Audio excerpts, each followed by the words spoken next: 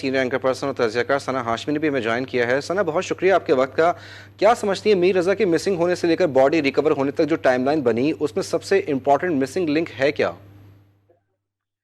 Thank you very much. मेरा ख्याल सबसे पहले तो मैं जाती हैसियत में भी बिल्कुल इस बात का इजहार करना चाहूंगी कि डॉक्टर समिया जो कि पुलिस सर्जन है, उन्होंने शाहजेब खानजादा के प्रोग्राम में जिन सवालात को उठाया, मेरा ख्याल है आज उनका जवाब पूरी दुनिया के सामने और बिलखुसूस पुलिस डिपार्टमेंट के सामने है और बिलखुसूस वो तमाम तफ्तीशी टीम जो कि इस पूरे I am really sorry to say that, लेकिन इस पूरे मामले को पोलिटिसाइज भी किया और बहुत हद तक उसको मुलायम करने की भी कोशिश की गई है। मैं हरगिज़ ये नहीं कहती कि तफ्तीश की जा रही थी, उसमें किसी को बचाने की या ये सब कोशिश हो रही थी, लेकिन जो शवाहिद सामने आ रहे हैं उससे यही चीज साबित हो रही है। मुझे बताइए कि जब हम ये सवाल पहले रोज से उठा रहे हैं कि मीर रजा अपने घर से निकलता है, उसका बाप बार बार चीख के ये हमें कह रहा था, हमारे प्रोग्राम में मुख्तलिफ वो कह रहे हैं कि मेरे बेटे ने खुदकुशी नहीं की है, लेकिन पुलिस के असर में आकर जो लोग भी ये तबसरा या तजिया पेश कर रहे हैं कि मीर रजा ने अपने आप को खुदकुशी की है,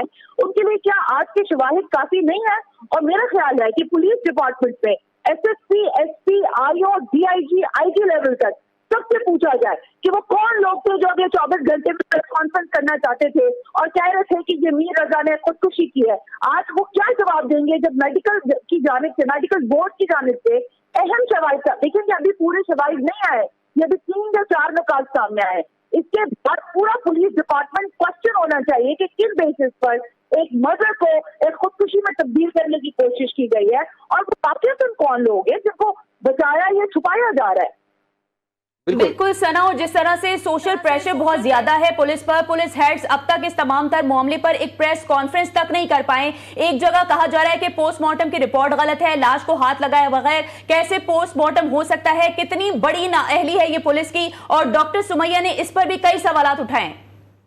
बिल्कुल सच बात कह रही हैं आप, और मैं यहाँ तक कहूंगी कि सोशल मीडिया पर जितना प्रोपेगेंडा इस मर्डर के ऊपर किया गया, क्या आज उन सबको एक जवाब मिला? और ये अभी देखिए जैसे जैसे इस मेडिकल रिपोर्ट के मजीद नुकात सामने आएंगे, वो सारी चीजें खुलकर सामने आ जाएंगी। मैं बार बार इस बात का इकरार करूंगी कि पुलिस डिपार्टमेंट को चीफ मिनिस्टर लेवल पर भी जाकर हम कहना चाहते हैं कि वजीर आला जो है वो चीफ मिनिस्टर से पूछे, चीफ मिनिस्टर आईजी से, डीआईजी से और एसएसपी से, आईओ से पूछे कि भाई किन बेसिस पर आप जाकर प्रेस कॉन्फ्रेंस करने लगे थे।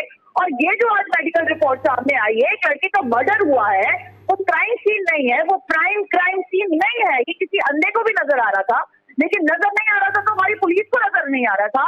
रात के अंधेरों में कॉल नजर आ गए, वो कॉल में मिल गया, फिर पता चला था पिस्तौल भी कहीं से मिली गई है, वो भी किसी वक्त पेश हो जाएगी। 36 ऑडियो लीक। मैं मानती हूँ कि एक शख्स जब कोई बिजनेस करता है वो एक फाइनेंशियल क्रंच में आता है, करोड़ों का पैसा लगता है, करोड़ों रुपए डूब जाते हैं, लोग सफर कर रहे होते हैं, लेकिन एक नौजवान 25 साल के बच्चे का मर्डर किसने किया?